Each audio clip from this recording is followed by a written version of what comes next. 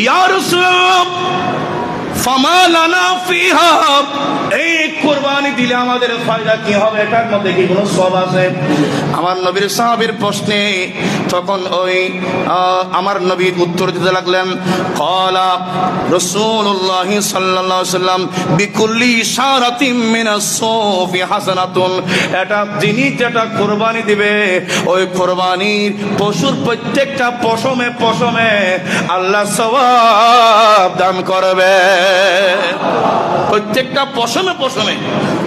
তখন সাহাবী আবার বলল, ক্বালা ফাসু, ইয়া রাসূলুল্লাহ প্রত্যেকটা কেসে কেসে পশমে পশমে লোমে লোমে কি সওয়াব আছে? আমার নবী আবার বললেন, ক্বালা কুল্লি শারাতিন মিনাস সুফি হাসানাতুন, যে প্রত্যেকটা পশম পশমে আল্লাহ কুরবানি পশুর পশম পশমে সওয়াব নেকি আল্লাহ দান করবেন। সুবহানাল্লাহ।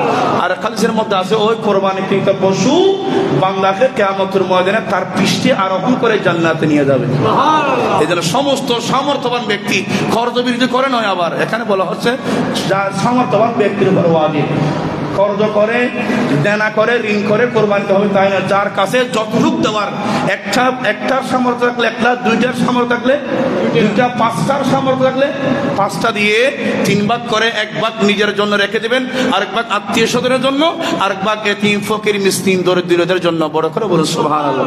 ওই নিজের ভাগ আপনি প্রয়োজনে যতদিন করে খান অসুবিধা নাই, তবে আপনার ভাগের চেয়ে বেশি খেতে পারবেন না, 2 ভাগ অলরেডি চলে যেতে হবে। আল্লাহ পাক আমাদেরকে নবীর সুন্নাত মোতাবেক কোরবানি দেওয়ার তৌফিক দান করুক, আমিন।